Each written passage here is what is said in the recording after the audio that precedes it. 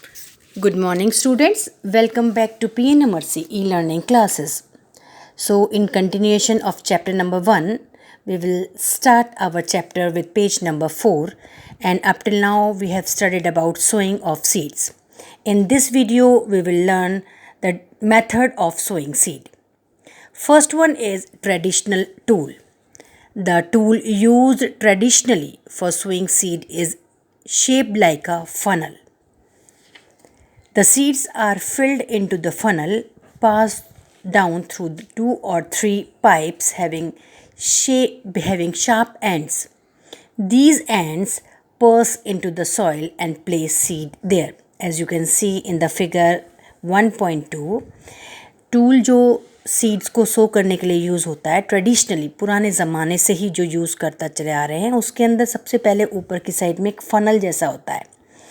Funnel के अंदर seeds डाल दिए जाते हैं और उसके अंदर 3 या 4 पाइप से वो फ़नल जुड़ा हुआ होता है। सीड्स उन पाइप से होते हुए नीचे जाते हैं और उनको फिर ज़मीन के अंदर जो सॉइल है उसके अंदर धीरे धीरे गाड़ दिया जाता है और हर एक पाइप से एक सीड जो है वो सॉइल के अंदर बो दिया जाता है। इस तरह से जो सीड्स हैं वो धीरे धीरे बो दिए जाते हैं। ये है हमारा traditional method. Now our second method is seed drill. Now students, our second method is by using seed drill. As you can see in the figure 1.2b, a seed drill is being shown. Nowadays the seed drill is used for sowing with the help of a tractor. अब जो ये seed drill है वो tractor से जुड़ा हुआ होता है जिससे कि सीड सो किए जाते हैं, बोए जाते हैं। This sows the seeds uniformly at equal distance and depth. अब इस सीड ड्रिल की हेल्प से जो सीड जो होते हैं वो सो किए जाते हैं इक्वल डिस्टेंस पे और इक्वल डेप्थ पे। उनकी जो डेप्थ होती है वो भी इक्वल होती है सीड्स की, और जो उनके बीच में डिस्टेंस होता है वो भी बिल्कुल सबके बीच में इक्वल होता है। It ensures that seeds get covered by the soil after sowing. और इसके अंदर क्या होता है, तब सीड सो कर दिया जाता है तो उसके बाद में जो सीड को वापस से सॉइल से कवर कर दिया जाता है। This protect seed from being eaten up by birds. इसकी वजह से जो सीड्स हैं उनको हम बचा सकते हैं बर्ड्स से, क्योंकि बर्ड्स अगर सीड्स को दिखेंगी तो उनको उठा के लेके जा भी सकती हैं खाने के लिए, तो उनको हम बचा सकते हैं। Sowing by using a seed drill saves time and labour. इसकी वजह से हमारा मैनुअल वर्क भी कम हो जाता है और साथ में टाइम भी सेव होता है। अब मुझे पूछ रहा है, there is a nursery near my school. I found that little plants were kept in small bags. Why are they kept like this? That you have to find out. और बताना है आपको कि नर्सरी के अंदर छोटे छोटे बैग्स के अंदर प्लांट्स होते हैं, हम उन प्लांट्स को लेकर आते हैं फिर हम सो करते हैं, ऐसा क्यों? Seeds of a few plants such as paddy are first grown in a nursery. When they grow into seedlings, they are transplanted to the field manually. Some forest plants and flowering plants are also grown in the nursery. इसमें क्या होता है, जो plants होते हैं पहले उनको क्या करा जाता है, नर्सरी के अंदर थोड़ा ग्रो किया जाता है, फिर थोड़े बड़े हो जाते हैं वो, उसके बाद उनको क्या किया जाता है, ट्रांसप्लांट कर दिया जाता है, मतलब उनको ले जाकर और फील्ड के अंदर ग्रो कर दिया जाता है। ऐसे आपने भी कई बार अपने घर में किया होगा, रोज़ के प्लांट्स वगैरह आप नर्सरी से ख़रीद के लाए होंगे, बैग्स में मिलते हैं वो, उसके बाद घर पे लाके उसको आप अपने गार्डन के अंदर ग्रो करते हैं। Appropriate distance between the seed is necessary to avoid overcrowding of plants. और जो सबसे इम्पॉर्टेंट चीज़ है कि अगर हम जब कोई सीड्स ग्रो करते हैं तो उनके बीच का डिस्टेंस बिल्कुल सही होना चाहिए। ज़्यादा पास पास लगा देंगे, ओवरक्राउडिंग कर देंगे तो प्लांट्स को प्रॉपर न्यूट्रिएंट्स नहीं मिलेंगे और वो प्रॉपरली ग्रो नहीं कर पाएंगे।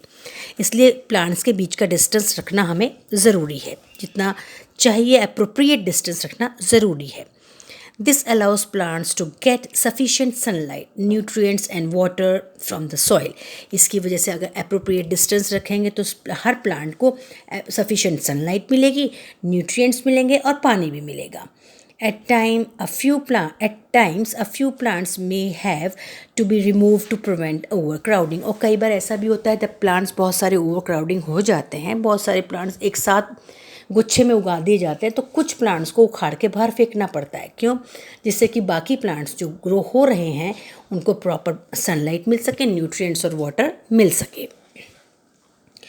Now our next topic is adding manure and fertilizers. The substances which are added to the soil in the form of nutrients for the healthy growth of plants are called manure and fertilizer. This is the definition of manure and fertilizer. Students, underline it. तो जो substance nutrient provide करते हैं, additional nutrient provide करते हैं और soil में उसको डाला जाता है जिससे कि जो प्लांट्स हैं वो हेल्दी ग्रो हो, उसके लिए उसको क्या बोलते हैं हम? फर्टिलाइजर्स या manure. Soil supplies mineral nutrients to the crop plant. सबको पता है कि मिनरल और न्यूट्रिएंट्स कौन सप्लाई करता है? सॉइल। तो ये जितने भी मेन्योर या फर्टिलाइजर्स हैं वो हमको किस में ऐड करने पड़ते हैं? सॉइल के अंदर।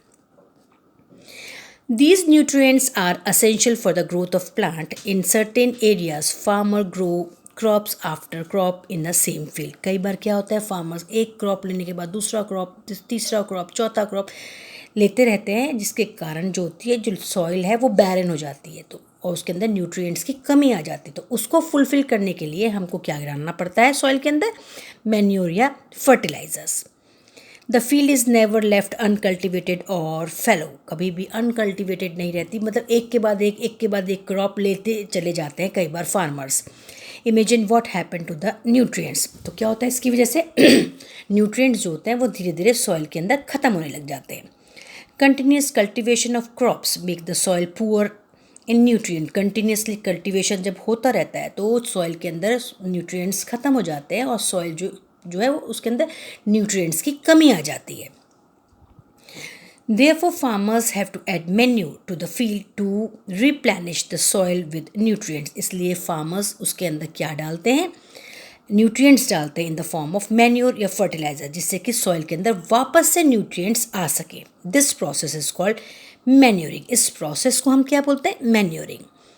इम्प्रॉपर और insufficient manuring result in weak plant. अगर इम्प्रॉपर मैन्योरिंग की है या इनसफिशिएंट मैन्योरिंग की है, कम आपने खाद डाला है या कम मैन्योर डाला है, तो क्या होता है जिसके कारण जो प्लांट्स ग्रो होते हैं उनकी प्रॉपर जो है ग्रोथ नहीं हो पाती, वो वीक प्लांट ग्रो होते हैं।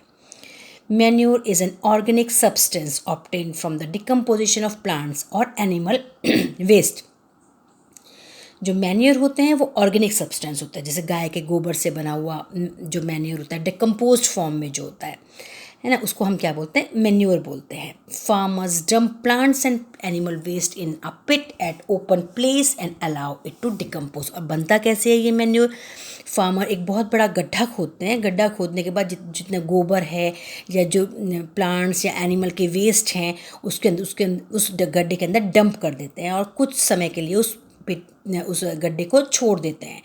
और कुछ समय के बाद वो जो गोबर है, जो प्लांट्स वगैरह हैं, वो सड़ के, तो प्लांट्स जो हैं वो सड़ जाते हैं, डिकम्पोज हो जाते हैं और किस में कन्वर्ट हो जाते हैं आपके? वो आपके कन्वर्ट हो जाते हैं कंपोस्ट में। Farmer dumps plants and animal waste in a pit and open place and allows it to decompose. The decomposition is caused by some micro organism. और ये डिकम्पोजिशन में कौन साथ देता है? कुछ माइक्रो ऑर्गेनिज्म जो आपके उसके अंदर जो आपने मैन्योर पिट के अंदर डाला है उसके अंदर डिकम्पोजिशन में हेल्प करते हैं। The decomposition is caused by some microorganism. The decomposed matter is used as organic matter. और ये जो decomposed matter है, compost बना है, वो किस लिए काम आता है? As a manure in a field. You have already learned about vermicompost in class 6. vermicompost का मतलब होता है जो कंपोस्ट किससे बनता है? वर्म जैसे अर्थवर्म से बनने वाला जो कंपोस्ट होता है उसे वर्मीकम्पोस्ट बोलते हैं। इसके बारे में आप ऑलरेडी स्टैंडर्ड 6 में पढ़ चुके हैं। So I end my video here only student. We will meet tomorrow with the next topic. So up till then, goodbye and thank you and have a nice day.